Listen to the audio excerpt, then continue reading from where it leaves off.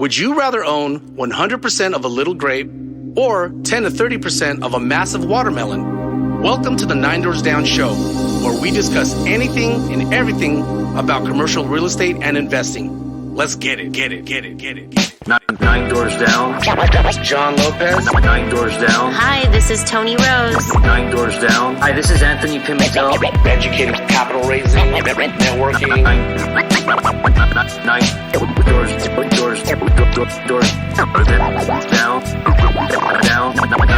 doors down. Just call the show!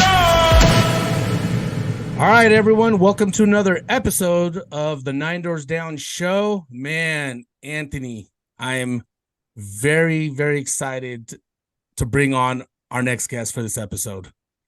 Yeah, for sure, man. This is an amazing. It's an honor to have him on our show, and can't wait to dive into multifamily and everything else that's going on. Yep, 100%. I know for me personally, it was you and this guy who kind of opened up my eyes to everything about multifamily. Just what was it, 2020, 2019, around there? Something like that, yes. Yes. Yeah, so for our listeners, our featured guest is Mr. Zach Haptonstall from Rise48. So Zach, he was born and raised in Phoenix, Arizona. He's the CEO and co-founder of Rise48, Rise48 Communities, and Rise48 Constructions. Zach's main responsibilities as a CEO include overseeing all acquisitions, sourcing capital, and building strategic partnerships. Since 2019, Rise48 Equity has completed nearly $2 billion in total transactions. He resides both in Scottsdale, Arizona, and Dallas, Texas, along with his wife, Grace. And Zach was formerly a healthcare executive for multiple large corporations where he helped create growth and exit strategies. For all our listeners out there who's listening in the showers, in the cars, or in the living rooms, let's welcome Mr. Zach Haptonstall. Yeah, no, thanks so much. Thanks, Andy. Appreciate it, guys. Thanks so much for having me on. And yeah, I mean, obviously, we know each other now for at least 4 or 5 years. I know you guys, invested with us passively and partnered with us. And now we've kind of teamed up on some deals and excited to see everything you guys have achieved, and congrats on your success. So excited to be on the show here, guys. Man, it's an honor, Zach, to have you on. Thank you very much. No, yeah, guys, appreciate it, man. So I mean, we'll dive into. There's so many things to talk about with Rise, and as well as you, Zach. But let's rewind things a little bit. Let's tell a little bit about your story about like life before Rise48. Yeah. So, I mean, I kind of just grew up in like a, lower middle class family, probably like most people. I was born and raised in Phoenix, and, kind of like a lot of people, I was just taught, go to school, get good grades so that you can get a degree, get a job, and save for retirement, have a good life. And so that's what I was, trying to do, honestly. I always tried to get good grades in school. I played sports. I had a football scholarship out of high school. I went to a D2. I had a Division II football scholarship, and, did that for a little bit, realized I wasn't good enough or big enough to make it to the NFL. And so I loved sports, and writing and things like that. So I went and got a journalism degree, and I was like a live news anchor, sports reporter for Arizona PBS for a short time, which kind of gave me some insight into the whole, journalism, broadcasting industry. And I quickly realized that's not what I wanted to do. It's cool to be a fan, but it's different when it's your job, and you really don't make much money. Okay. And I had, my parents weren't able to support me with anything as far as paying for school. So I took out student loans. I was working full-time nights and weekends all throughout college to pay for school. And when I graduated, I had a bunch of student debt, and I was like, hey, I don't like having this debt. And I remember, right after I graduated high school, my freshman year of college, I read the Dave Ramsey book, and just kind of learned about, killing debt, being efficient, saving, and things like that. So I was just kind of laser focused on killing that student debt. And so I was like, I need to make money, this isn't really like, and people talk about you're supposed to graduate college and pursue your passion, right? And I was like, journalism isn't my passion if I'm broke. Okay. It sucks. I don't want to be, living paycheck to paycheck, mediocre. And that's how I felt. Okay. Because I had to support myself. And so I was like, how can I make money? And so when I was in school, nights and weekends, kind of an odd job I was delivering medical equipment, making like $12-13 an hour. And I met some people in the healthcare industry through that job, so that shortly after I graduated, I was able to get a job as like a healthcare marketer, making 35 grand base salary. And I had heard you could make good money, if I would work hard and kind of work my way up. Well, fortunately I did really well in that. I started working for a hospice company. So kind of a weird job, kind of random. My job was to wake up in the morning and walk, basically cold call, drive all around Phoenix, walk into hospitals, doctors' offices, assisted livings, and build relationships like physicians, nurses, social workers. When they had somebody who needed this hospice care, they would call me, and I'd be the first person to meet with the family, the patient, educate them, get them signed up, and it's all free for them, paid through by their Medicare. So it sounds kind of weird, but hospice is an extremely competitive and lucrative private business industry. It's all, federally regulated and reimbursed by Medicare. And Phoenix is like the number one market in the country because there's a lot of, seniors, geriatric people. So there's 100+ hospice companies. And so anyway, I started doing really well. And, by the time I was 23, I had paid off my student debt. I bought a house when I was 23. I was making like, 100K plus a year, making six figures. So making more money than both of my parents combined by the time I was 23. Right. And then I started going to night school. I wanted to get my MBA. So while I was working full time, 50, 60 hours a week in this healthcare job, I was getting my MBA at night. And so by the time I was 24, I graduated with my MBA. I paid that off with cash just by relentlessly, saving my money, following that Dave Ramsey plan. So I was very blessed and fortunate to kind of work hard in my early mid-20s and become, what people will call financially established. By the time I was 26, I'm making 200K plus a year. I have no debt besides my mortgage on my house. And, I had a lot of savings, but I got to the point where I was just like miserable because I didn't have like a goal to pursue anymore or a challenge to overcome. Like my big thing was like, I'm going to grind, stay laser focused, kill this debt.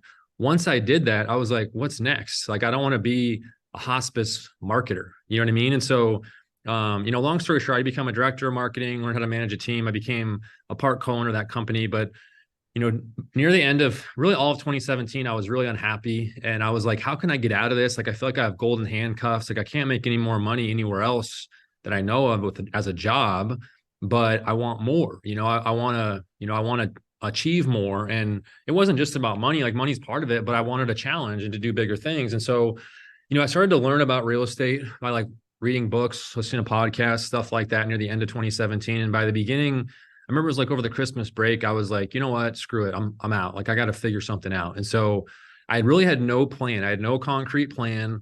All I knew is that I wanted to somehow generate like passive cash flow through real estate. And I didn't know how I was going to do it, but I didn't have any time to even figure it out because my job was consuming my life. And so January 2018, I resigned. I sold my equity in that company. And I had relentlessly saved money the last, 4 or 5 years prior to that. I got a little pop from some of that equity. It wasn't like anything life-changing, but I had almost 300K of cash, after all of that. And my plan was I'm going to live off of savings and figure out how to make money through real estate. And so I literally knew nothing. I had never heard of syndication. Okay. So when I quit the job, it was not about multifamily syndication. It was just about real estate. And people were like, well, real estate's so broad. I didn't know anybody in real estate. I had no connections, no rich uncle, nothing. I had just, books and like the internet and podcasts. And so at first I was looking at flipping houses. And I learned a little bit about that. And I realized that's kind of transactional. That's what I was already doing, and then I started learning about investing and cash flow and how can I make my money work for me. And I was really intrigued by mobile home parks because everybody was saying, these are cash cows, you can get passive cash flow. So I was kind of laser focused on mobile home parks the first few months. And I was like cold calling these mobile home park owners in Mesa and Apache Junction, East Phoenix area. And, I wasn't able, my plan was to try to I learned the concept of a seller carry, by listening to podcasts. So I was like, I'm going to use my cash and I'm going to try to get a seller carry with one of these mom and pops. I cold called over 90 different parks, only a few people answered, nobody wanted to really make it happen. But through that process, I was trying to like learn how to run numbers and underwrite. And I came to the realization, I was like, okay, let's say I did actually achieve the mobile home park goal. Let's say I buy one of these things with the amount of money I have. Best case scenario, I buy this park. I have no more money because I put it all in the park. And it would have been like, I don't know, 10 or 15 unit pad park. Maybe I'm making $2 to $3 grand a month, which at the time would have covered my expenses because I was super frugal. But I'm like, that's not true financial freedom and I'm out of cash, right? So I was like, how can I make this money that I have go as far as I possibly can. And that's when I learned about syndication. And that was what kind of just like light bulb lit off, because the thing that excited me is that I learned that I can leverage my time and energy to help other people who want to leverage their money, right? It's like a win-win, where I knew I was immediately thinking of like physicians and healthy business people, or very busy healthcare professionals that I had worked with, who, could not get out of the healthcare game. Like, I was able to have that flexibility because I was single at the time, had savings. And so I was like, I can go to those people and bring value to them. And so long story short, it took several months to even focus on multifamily. It was a grind because, I was like trying to do this on my own. It was very discouraging. A lot of people told me you can't do it. My own family like doubted what I was doing. You try to meet with people as like so-called mentors who tell you can't do it. And you start to get like this chip on your shoulder. And there were a lot of days where I just felt like quitting. And I actually did, mentally and psychologically quit, because I wake up every morning and you don't know what you're supposed to do that day. And you don't know what shows success. Like, what do I do to move the meter today? Like, I can only call these brokers so many times before I'm just annoying them. And it just seemed like there was so much to overcome. But, long story short, I started going to conferences. I started trying to get out there, meet people. I met my first partner, Robert, at a conference, and he had, net worth of a few $1,000,000. He had never done a deal, but I could not sign a loan for any of these deals by myself, right? I needed somebody with net worth liquidity, because my net worth was like less than 300K. It was like, my cash and like equity in my house. And I was burning through cash very quickly. So long story short, 10 months go by. It's October of 2018. And, we had underwritten maybe 30 to 40 deals. We find a deal that finally makes sense. And we write an offer, it gets accepted. We're like, oh crap, it got accepted. Like, what do we do now? That's a scary thing, because now you got to show everybody that you're real, and it's time to go forward. So long, grueling 4-month escrow. We got that deal closed, kind of bootstrapped it. And then we just started, syndicating. And those first, I don't know, at least 10 to 15 deals, every single deal, you don't know if you're going to close it. It's like, how can I find a way? And I mean, this business is scary always, because you're relying on other people. Fortunately now we have a stronger base and we can fill these deals up, but it's been a grind. So, I can go on and on, John, but that's kind of how we got started. And then, kind of started building the company after that. Welcome to the course on raising capital for investments. In this course, we'll cover the following topics. 1, analyzing your investment strategy. Number 2, discovering potential investors. 3, crafting your pitch. 4, securing your investment. 5, our cheat code. We'll round out the program with our very own cheat code for getting in front of investors and being ready to pitch your investment opportunities. Take action today. Visit schoolofninedoorsdown.com and learn to attract capital. Yeah, let's touch on like how you met Rob, right? So Anthony and I mean, we attend so many meetups. We host meetups in LA, Vegas, the Bay Area. And one thing that piqued my interest with you telling the story is you had the intention to kind of make the relationships, whether it's a potential partner or just to learn about the craft. Like, what advice can you give, like literally for those who just learned about syndication, just learned about the powers of real estate? They may not even have purchased even their own primary residency just yet, but what advice can you give them when they're stepping into their first meetup? Yeah, 100%. I mean, yeah, when you're getting into it, it's very overwhelming, because it's very like, when I go to these conferences and meetups, and I felt very intimidated and insecure, honestly, because it's like when you're new, you always look at yourself as not good enough or as an outsider. And even when I was calling brokers, I felt like I didn't belong. And so you feel like, some loser that doesn't belong here. And so I think you need to go into it with an open mind, and that the cool thing about real estate is that for the most part, there's a lot of abundance mindset people who are good people. And you got to remember that there's also a lot of people who act like they've achieved a lot when they really haven't. And so when you're going to meetups or conferences, like just leave your ego at the door and just be ready to learn and meet people. And the people that want to flaunt and act like they're better than you, you don't need to work with them anyway. So screw those guys. Okay. So don't worry about them, because they can kind of, they can get in your head a little bit. And that's what I had to do. And so I got to the point where I didn't even want to go to these conferences, because I felt like, I don't belong. I haven't achieved anything. But I think real estate is so vast and broad. And this is what I was doing initially, John, is I was like getting that shiny object syndrome. I was like, oh, I like mobile home parks. Oh, mobile home parks is overheated. It's saturated. I missed the boat. Self-storage must be where I go. Oh, self-storage is competitive and overheated. And I had already kind of passed on multifamily after the first look because I was like, oh, these cap rates don't make sense. Nothing pencils. I missed the boat. And when I realized is like, okay, anything that is a good investment or people have been successful with is going to be competitive. That's why it's good. And so you need to kind of laser focus, like take your time to learn about where you want to specialize, but you need to lock in on one niche of real estate. Okay. You can't just say real estate because you could be a house flipper. You could buy single family homes. You can go into industrial, office, multifamily, self-storage, whatever. And there's so much specialization that you need to master in each one of those little niches. And so I was like, okay, I need to just stop jumping around, getting nowhere. I need to dial in, stay committed, no matter how long it takes, on multifamily and syndication. And then I started to realize, okay, if this is what I'm going to do, then I can't do it on my own. And what are my strengths? Like, what do I like about the business and what don't I like?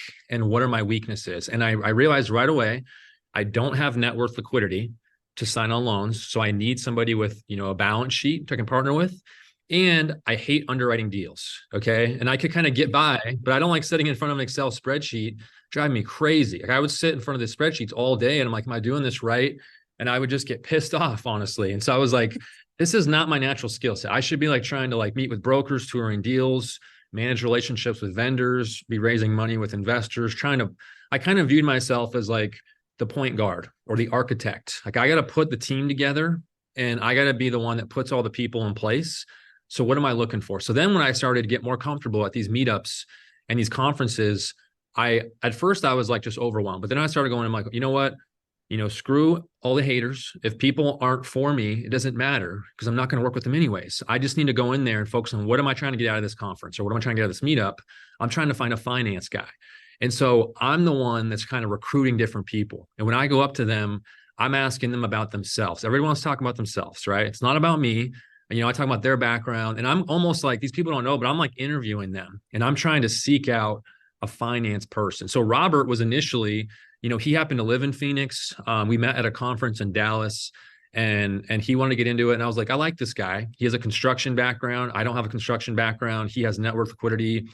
This could be a good partnership. We kept meeting up and we just got along. We gelled, and you'll know, just like you two, you guys get along. And when you're going to be a partner, you not only need to be friends, but you need to be able to have tough conversations. And when there's stressful situations, you need to be able to get along. And so I could just tell with Robert, it would work. And then I was like, okay, I need a true finance numbers person. And, it was actually, we went under contract, me and Robert and I went under the contract on that first deal.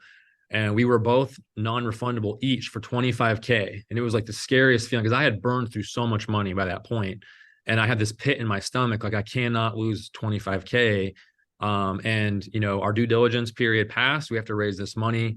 And we bootstrapped that thing. But I met Bikron at a conference while we were in escrow. And I wasn't even thinking of Bikron being the finance guy. I wanted Bikron's money. Okay. I talked him into investing $150K in the deal. We did a tick structure and he did it. And he wasn't even like our exclusive partner. We did a couple deals after that without Bikron. And I kind of felt bad. But as we started doing asset management months later on that first deal, I was like, man, this guy is smart. He is elite at what I'm not elite at. And he's next level. And then we realized, okay, this is the guy. And we all kind of got along. And as we started to progress, it takes time. It's like dating, right? And I probably quote unquote dated 7 or 8 different people as business partners before Robert and Bikron that I just don't even have time to go into right now. But I would meet people who we got along really well, but we had similar skill sets. And I kind of like one guy, we had a nightly call for like 2 months. And we were kind of underwriting deals. And I told him at one point, I was like, hey man, I respect you. You're hardworking. We're not helping each other out here because we have the same strengths and we're not complementing each other. And so you got to think like a business person, right? And you don't need to be like cutthroat, but you need to be, like realistic. And you're going to these conferences to build your business. And so you should be spending your time wisely for people who help you and your efforts. And it's not to be selfish, but because if they're helping you, you're going to be helping them as well. So anyways, we were able to build a core team. And initially we all had our own brands, John. And then we eventually got to the point where we're like, hey, let's quote unquote get married in a business sense, create this unified brand, Rise48. and try to build like a real company where we have roles, and then it's all about like, how do we mesh? You don't want to have egos. Like I didn't want to be named the CEO because I felt like I didn't want to act like I'm better than these guys, but they told me you're the CEO, right? And Bikram said I'll be the CFO, and Robert is the chief construction guy. So those things kind of naturally happen. But anyways, I know that's kind of a long-winded answer, but that's kind of how things develop. No, that is truly remarkable, Zach. And I'll tell a little story about one of my first interactions with you, Zach. I remember at that time I was in the process of selling a single family home, a rental out in Los Angeles, and then around that time I didn't realize, but I was subconsciously learning your style of investor relations, man. Like through the whole process. I remember telling you, Anthony and I, we drove out, we left LA, drove out to meet you in Phoenix at I forgot which property it was, but I was giving you the timeline of like my, the closing of my house. And I was like, hey, Zach, I don't think I'm going to meet this deadline of when you need the capital from my sale of my house. And I'll always remember it vividly. It was like, oh, don't worry about it, John. We have another deal probably in the next couple of weeks. And we have about, I want to say you said $1 million of like over subscriptions. And then I remember like hopping in the car with Anthony. I was like, holy moly, this Zach guy and his Rise48 team is no joke. And then, but it made me feel comfortable because you were hearing my needs and what my timeline was. And you found a way to accommodate my, my needs and my timeline. And I eventually introduced you to like a buddy of mine in Northern California who also LP'd into that deal, which was, I think it was a Brookside. Yeah. No, you're right, John. Yeah. And you're exactly right. I mean, I think that, anybody who wants to like get into capital raising or this type of business, these are like people skills, right? It's customer service. And when I was in healthcare, I learned very quickly, because again, I'm like cold calling on people. Like I'm the sales guy walking into their office, like their place of work. And this isn't like cold calling on a phone. Like I'm physically visiting people unannounced. So like I'm getting my teeth kicked in all day. People that telling me to get away. Okay. And I have like gatekeepers and receptionists saying, get out of here. No marketers allowed. That's what my life was. Like it was just grinding. And so I know people aren't stupid. And so whenever I would be able to like get their attention, I don't try to come across as salesy, right? I just try to be real with them. I say, hey, this is what we do. If you have somebody who needs this, I'll be here. And so, and the same goes for investors. Investors are not stupid. And so if you're going to try to like, you don't ever want to look desperate. You don't want to seem like you're trying to deceive them. You just got to tell them, hey, this is the opportunity. And when you're raising money, you don't want to seem like you're asking or begging for someone's money. You want to think of it as, hey, I've got an opportunity. If you want to invest, great. If not, we'd love to have you in the future, whatever it is. Because if I would have said, hey, John, we got to get your money in or whatever, you may have kind of, felt resistance or pushed back, and so you got to think long-term, right? And you're always building a pipeline, just like with any type of, people skills, it's all about relationships, and you got to think, long-term. So yeah, that's a great example of kind of how, because then you've referred us a lot of people and then started, partnering with 9 Doors Down with us in the future. So that's a cool, anecdote. Yeah, man. And, let's touch on investor relations and capital raising. So tell us about what program you guys have coming out of the Rise48 camp. Yeah, no, thanks, John. Yeah. So, I mean, we've been working with, fund managers now for almost 3 years. I know you guys have partnered with us as fund managers on multiple deals and have been really successful. And basically, a fund manager is anybody who wants to, compliantly raise capital for real estate deals or alternative investments. Okay. And so we've had an informal program the last few years where it's been mostly our passive investors who say, hey, I want to raise money. Can I be a co-GP? And we say, no, you can't, because that's not compliant, because we're regulated by the SEC. And so we do have a structure called being a fund manager, where you basically create your own entity. You're doing your own type of offering. You're raising money from investors in your entity, and then you're deploying it into our deal. And we view your LLC or your fund as one passive investor, right? And you can get economics inside your fund. And so we have this fund manager structure where people can raise money from their colleagues and kind of have their active real estate business and do well. So we recently have just launched, a capital raising consulting company called Fundamental, right? And basically it gives the client, all the education, how to raise money. We've got one-on-one coaching with successful capital raisers. We give them a customizable fund, so everything's SEC compliant. So it's really kind of formalizing, what we've already been doing the last few years to kind of help people who want to get into this. And most of them, like I said, they're people who have learned about this, the benefits, they're investing passively. And they're like, hey, I have colleagues or friends and family that want to invest in this as well. And I believe in it. How can I compliantly be compensated to bring these opportunities to other people? So that's kind of what, the whole fundamental program is about. That's amazing. Awesome, man. Yeah, because I think capital raising is kind of like, how do I say this? Like, people don't like it. You know what I mean? I personally did not like it. And that's why, John and I partnered up. He has the sales background. I was more of that guy who kind of, hey, talk to brokers, go like exactly what you were doing, where, doing cold calls for even wholesaling. I was trying that. And I think now as we grew into the business, we feel like capital raising has been very significant in getting the deal across the finish line, right? So how did you guys decide, like, hey, why don't we try getting, working with fund managers? Was that collectively within your team, because people will run out of money at some point. Yeah. As your cash gets held up in deals. So kind of take me through that on how you guys decided that, and it's kind of like this fund of fund model that kind of just blew up in the last couple years.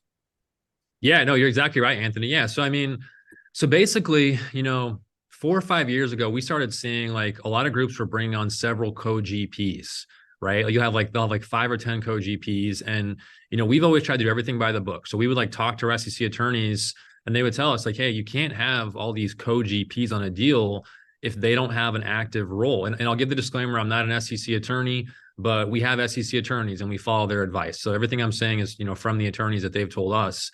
And unless you're like a registered broker dealer with FINRA, you can't be compensating people to be just raising money, right? And so we're basically saying we have these people who, they want to raise capital from their colleagues and they want to do it the right way. How can we compliantly do it? So it was actually our attorney who recommended the structure. We didn't know about it. He said, yeah, there is a way you can do this through this fund-to-fund structure where, if an individual wants to raise money, they need to create their own LLC or what's called an SPV, a special purpose vehicle for each new deal. And they're doing their own SEC offering, raising money from their investors into their entity, and then deploying that money into our deal.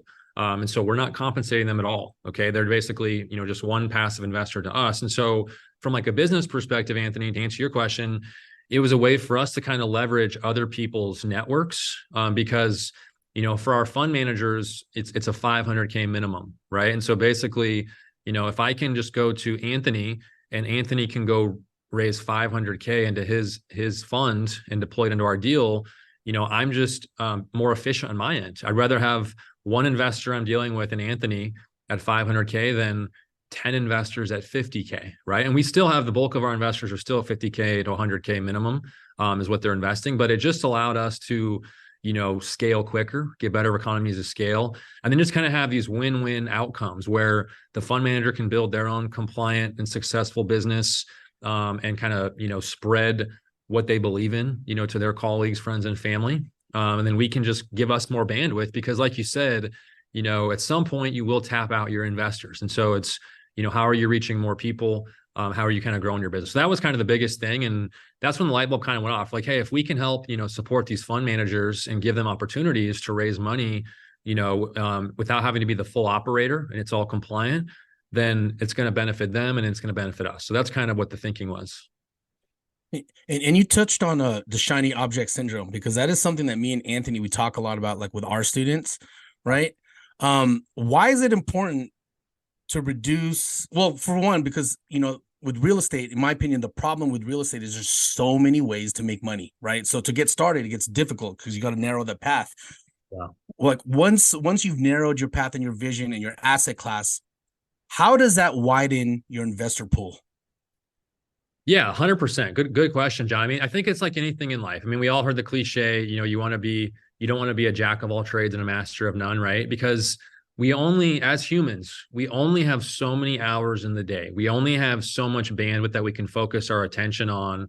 And I mean, I remember I read a book called Mastery by Robert Greene back in 2018, when I was unemployed and I was just trying to like find my way.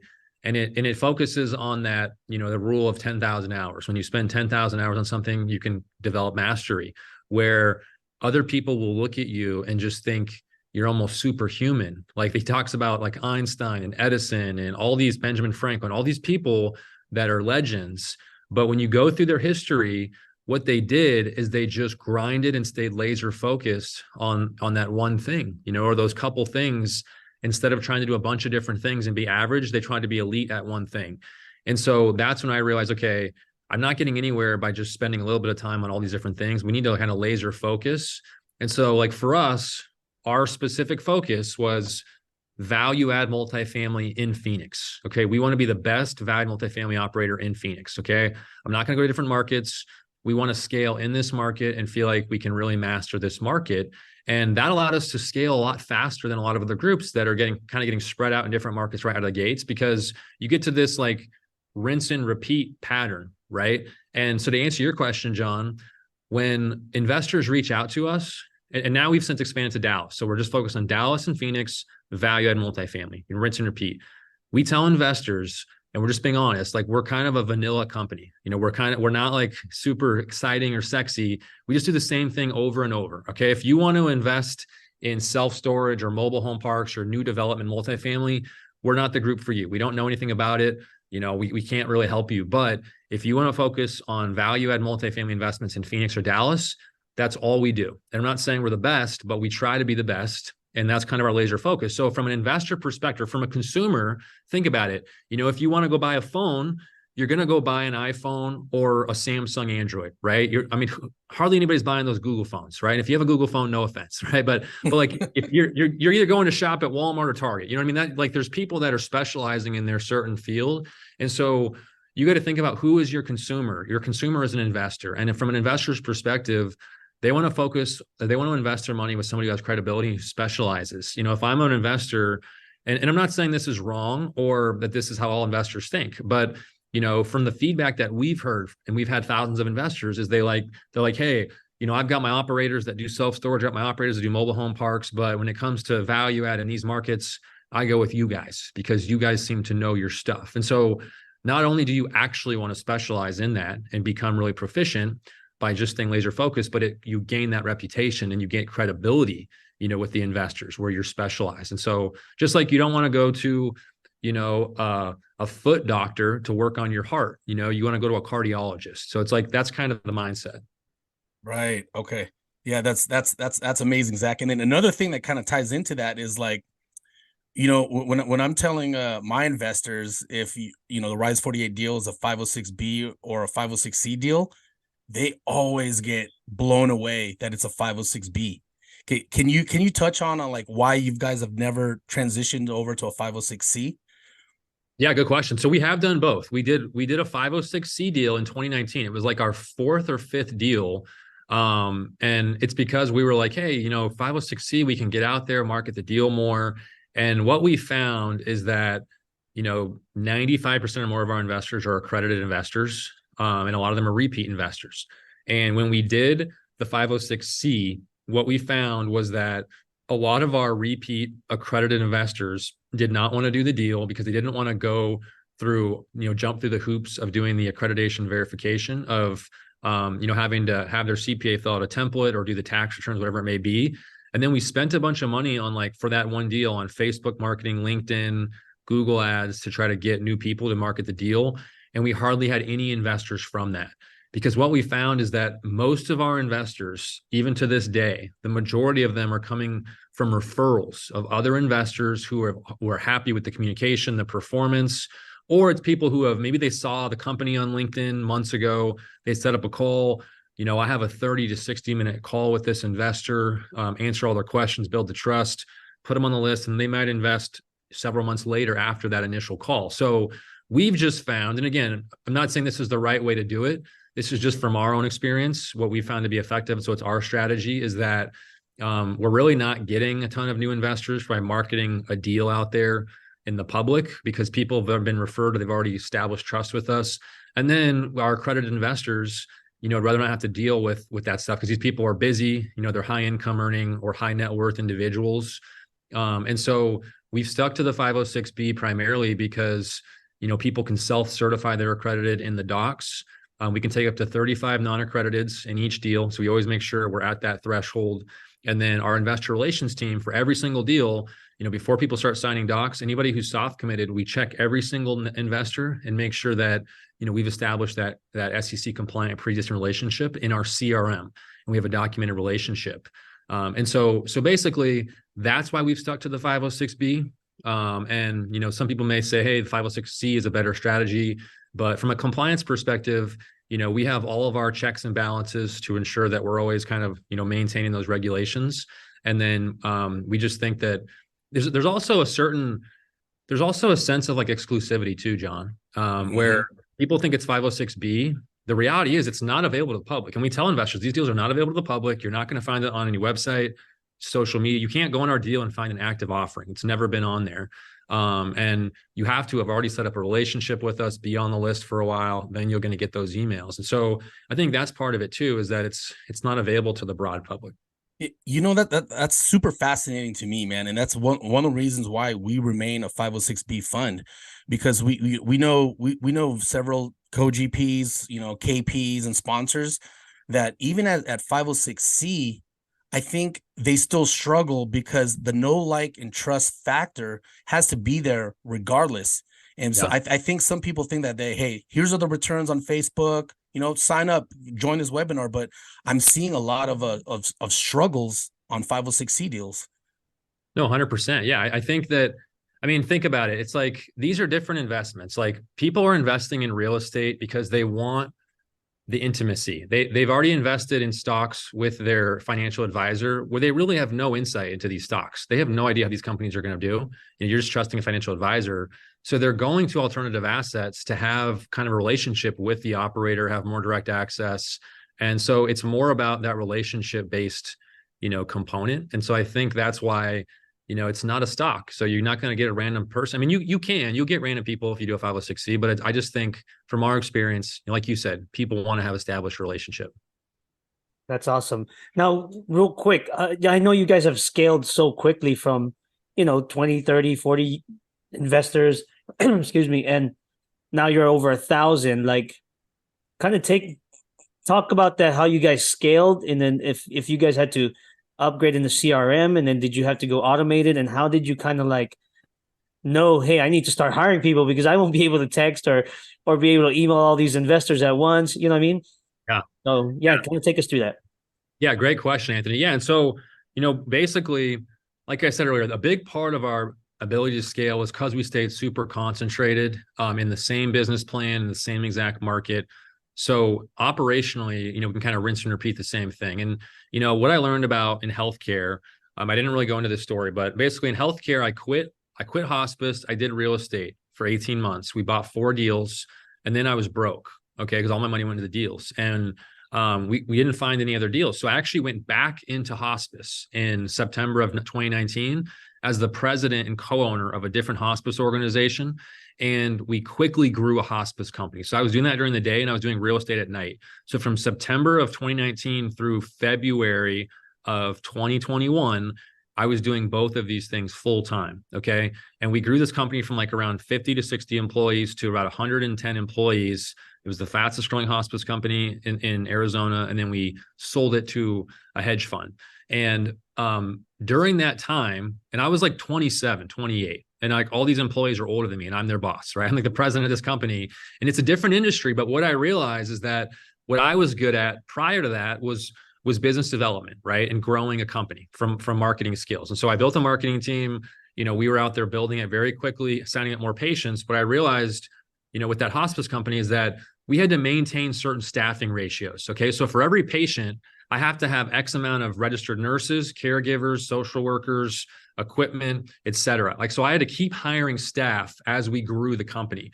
And that gave me a lot of experience, kind of a crash course in 18 months of how to quickly recruit, interview, hire, train, and delegate. Okay. And so we were building multiple departments in this healthcare company. So then when I quit hospice in February of 2021. Okay. And I said, okay, I'm done for good now. Laser focused on real estate. In March of 2020, the next month, that's when we got our first office space in Phoenix. We hired our first employee. Okay. So right around all that same time, Anthony, things started to click. Like the second half of 2020, this this is why I quit hospice as well. We didn't make any money the first 3 years. Okay. So like all of 2018, all of 2019, and really, I guess it wasn't a full, it was like the Q4 of 2020, we started making money. And so basically we sold our first deal. Okay. So I basically got flushed with cash because all the money I'd put in the first deal, plus the multiple came back to me. We had closed on like 5 deals, I think at that point, 4 or 5 deals. So the broker started taking us seriously. So now I started getting off-market deal flow. And as you sell deals, you start to get flooded with referrals of new investors because the investors in those deals start to refer their colleagues, friends, and family. You have a track record now. You can talk to new investors and say, hey, look at this case study of what we accomplished, and we have track record. So it's easier to raise more money. So I'm selling deals, getting liquidity. I'm able to raise more money. I'm getting the better deal flow from brokers. And then we started charging acquisition fees, which we hadn't done those first 4 or 5 deals, which is industry standard. We want to kind of prove ourselves to investors, but the acquisition fee really represents all the revenue, the company level, to build out infrastructure. So as we sold deals, as we earned acquisition fees, we reinvested all that money into infrastructure. So everything started clicking at the same time where I can find the better deals from the brokers before anybody else sees them. I can raise the money from investors, and now I have the demand. I'm generating revenue from acquisition fees and from selling the deals and getting my money back.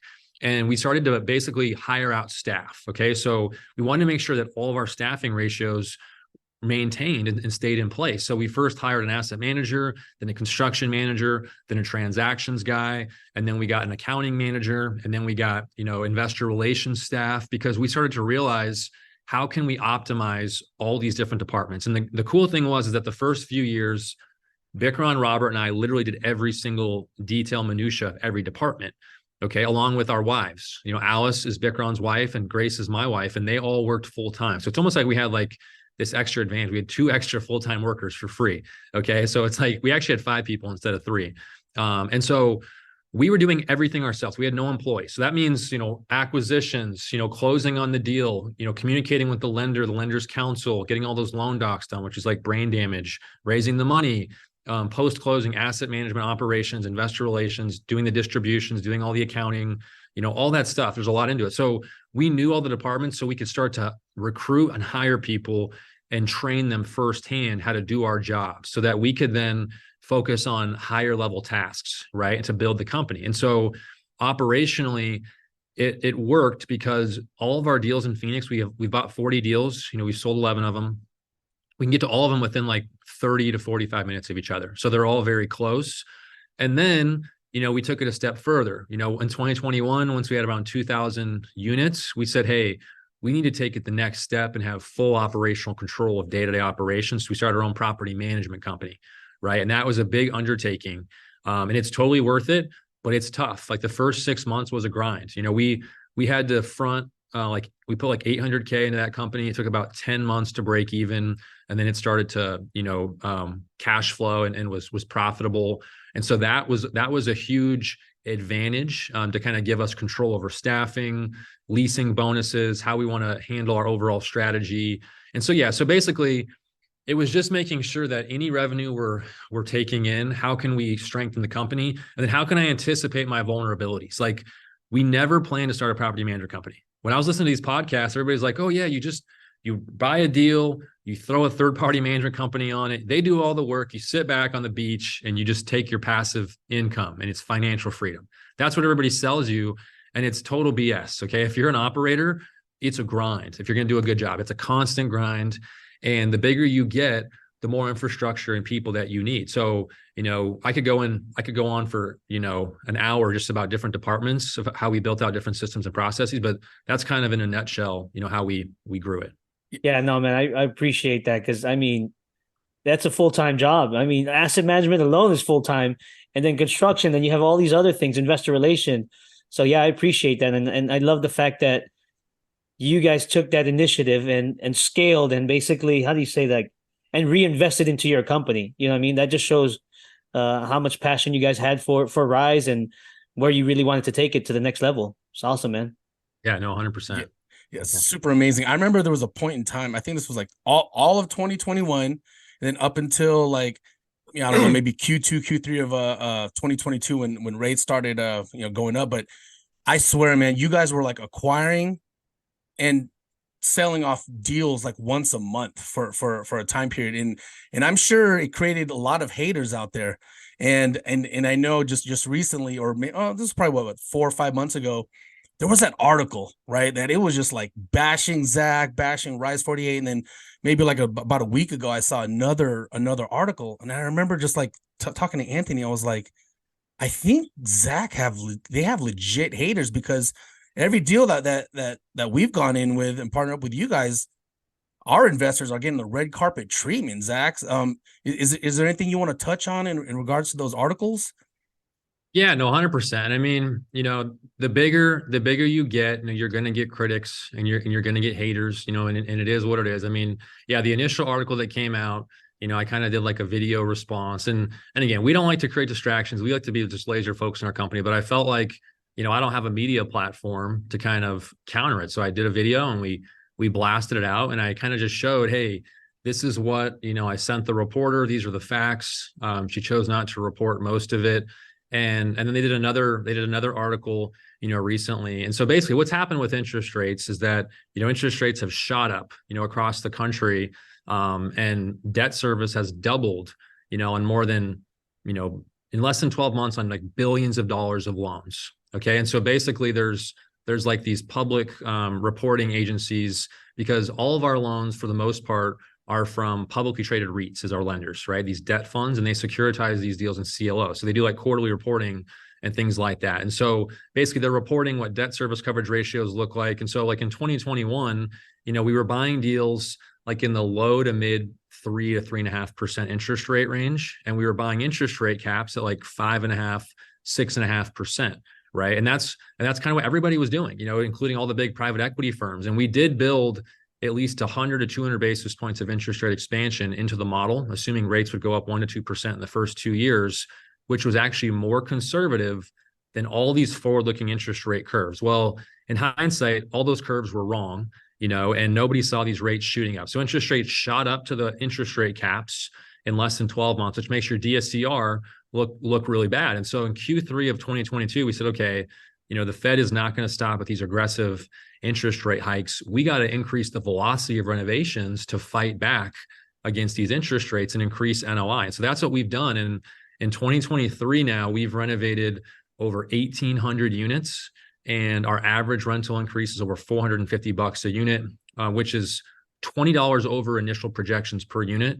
And that's in spite of the Phoenix market softening. Okay. So the trailing 12 organic rent growth in Phoenix is -4%. So if you're not renovating, your rents are actually going backwards. And so basically, you got to take the good with the bad. And, our marketing team, this is really a credit to our marketing team. Like I really don't like social media. I've never had an Instagram in my life. My wife and her marketing team, kind of run my LinkedIn. Like they do all the posts and all the content. I go on there and like stuff. But you take the good with the bad. So when you start to grow, you're going to get attention. And the reality is we've never done a capital call. We've never missed a debt service payment. We have no concerns about being in issues with any of these lenders. We're going to be extending our loans in 2024, doing refinances. And I can tell you, I know multiple operators right now, and I'll never say any names because I respect these people, but interest rates have had a huge impact on commercial real estate. I know multiple big name operators bigger than us that are actively being foreclosed on right now. And you'll start to see this news come out end of the year, Q1. There's people selling deals right now for a loss and wiping out investor money. There's people missing debt payments right now. And so, obviously I kind of picked a fight with this one reporter. So they're going to keep, putting out articles on us. But when you look at the context of everything, we're confident that we can, ride out the storm and get through 2024 and preserve investor capital and be in a good spot overall, which is more than a lot of people can say. And so we're fortunate for that. But yeah, I mean, that's kind of part of it. You have to just realize that, hey, if you're gonna grow any type of company, you have to be able to get attention, right? You have to be able to get attention initially to get awareness of your company to find consumers. And as you gain attention, and you start to gain success, as humans, we're all competitive, right? And so we all, I remember a few years ago when we couldn't win deals, I was a hater. I used to talk crap about these big groups. I was like, oh, these guys, they just this or that because I'm competitive. And so when we have haters, it is what it is. It's like, you know what? if you're thinking about us, that's fine. We're focused on our goals, and I get it. You know, we're out here grinding, but nothing's easy. You know, we put this work in, and you know, Bikram and I are here, no BS, minimum 11, 12 hours a day. You know, like we were here last night till 9:15. That's a normal Monday.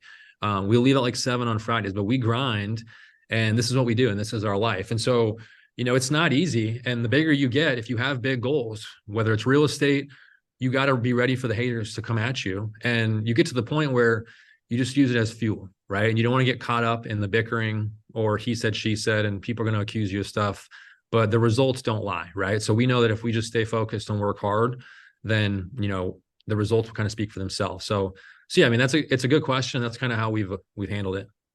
Man, Zach, we can go on for hours, but I want to definitely respect your time right now. So we'll just dive into like one more question, and then we'll get into our lightning round. Sure. So what does the painting of Zach Haptonstall on Rise48 look like 5 years from now? That's funny. A painting. I don't know. Or a movie. I'm not a big art guy. It could be like me, like posing, just drinking like a gallon of water, hydrated. Or your vision for yourself. Yeah, no, good question. I mean, so our goal, this might sound kind of crazy or ridiculous, but our goal is honestly to be like the most successful and biggest real estate company in the world. So like we want to be bigger than Blackstone, and that's going to be much longer than 5 years, right? But we know we can do it, and it's that kind of goal that kind of keeps us hungry and makes us really fun and exciting, because we know that we haven't done anything yet and we have a lot to prove. You know, kind of have a chip on our shoulder. And so, you know, we love our syndication platform and dealing with these individual investors, because, you know, it's allowed us to scale. It gives us a lot of control, kind of a lot of entrepreneurial type of spirit, which is fun. So we're going to keep that, but we also want to have like an institutional hybrid arm. We're raising money from like pension funds and endowments and large private equity groups, so that we can, you know, do more volume, because we've realized that operationally we can scale this. You know, we kind of feel like we have a blueprint. So it's all about, you know, having more equity. And so, you know, we've recently been in talks with like bigger private equity firms about doing joint ventures, things like that. And so, you know, I would see us 5 years from now, maybe being in a couple more markets than we're already in, you know, staying really present and scaling Phoenix and Dallas as well. But, you know, having kind of two buckets of equity, it's really the same business plan either way. And the same type of, you know, work and value add, but it's about, you know, scale and things like that. So that's kind of, you know, we want to be able to scale and just continue to be, you know, the best at what we do. And that's an exciting thing. Like, it's cool now. We talk to these private equity firms where they say, hey, we want to work with a group that's vertically integrated, has a platform. And that's cool that, you know, you get that recognition for building a platform like that. And we want to prove ourselves to our investors. And right now, honestly, like our immediate focus is just making sure that we get through the next 12 to 18 months unscathed, right? Because a lot of our competition is literally crumbling right now. Like, there's groups that have been around longer than us that are going to be going out of business. And that's no exaggeration, because of what's happening with these interest rates. And we honestly feel confident we'll preserve investor capital. We'll get through it, and we'll weather the storm. And we know that once we do that, we're going to exponentially grow, because we're going to be able to show investors, hey, we went through this down cycle, we protected capital, we still got a good return, and we can show private equity firms, you know, how we got through that.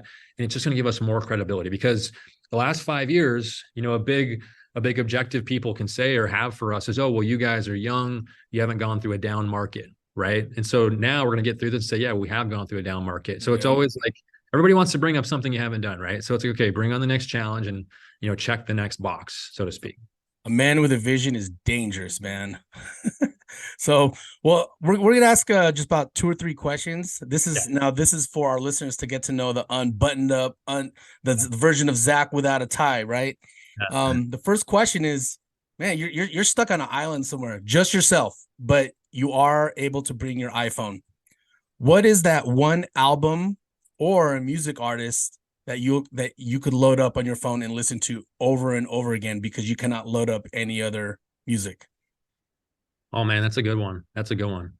I don't listen to a lot of music. I work out like 4 to 5 times a week, and I'll listen to like music when I'm at the gym. But a lot of it is honestly like early 2000s rap and stuff like that. So like I like Nas a lot.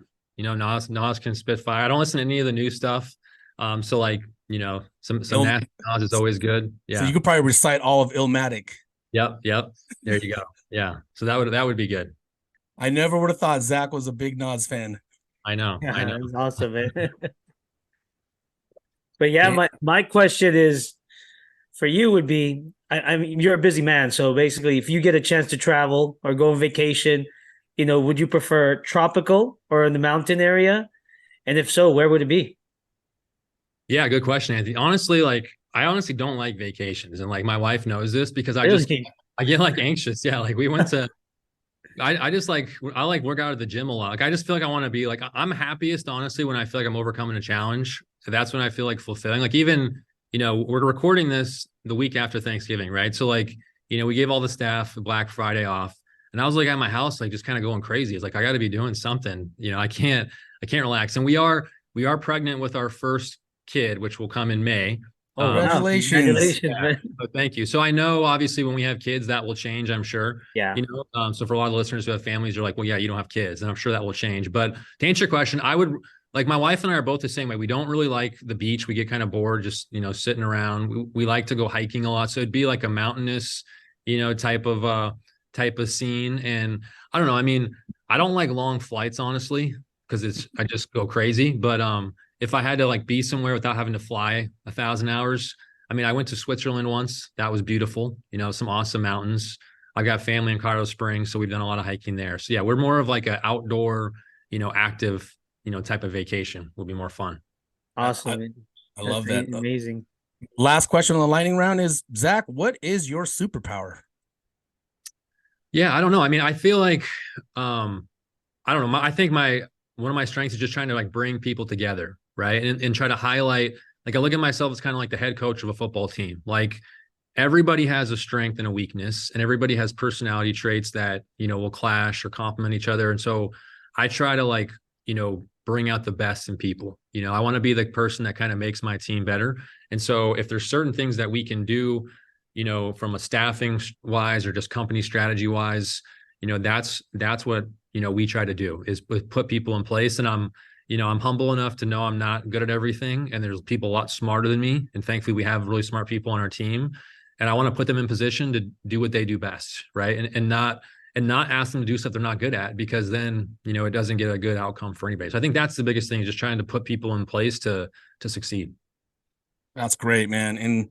And before we sign off, how can our listeners get a hold of you? What's your social media, website, email, whether it's for Rise48 investments or for Fundamental? Yeah, no, thanks so much, John. And so, yeah, I mean, if you want to learn about Rise48, you can go to our website, rise48equity.com, RISC48equity.com, and kind of set up a call with me. Or if you want to learn about how you can, be a fund manager or raise capital and kind of get coaching on that, you can go to fundamentalraisers.com and set up a call with us, and we kind of tell you about that program. Man, Zach, I just want to say thank you again for taking the time to hop on this podcast with us. I've said this to you, I've said this to Anthony. There would be no 9 Doors Down without Rise48. So it's a privilege and an honor to work with you guys. No, thanks so much, John. Thanks, Anthony. Yeah, no, thanks so much, guys. Really appreciate you guys for all your partnership the last 5 years, and excited for everything you've accomplished. So yeah, looking forward to keeping it going. All right, guys. Well, on that note, we thank you for tuning in to another episode of the 9 Doors Down Show. You can catch us on YouTube, Spotify, and on Apple Podcasts. Please like and give us a comment. And on that note, we out. Peace.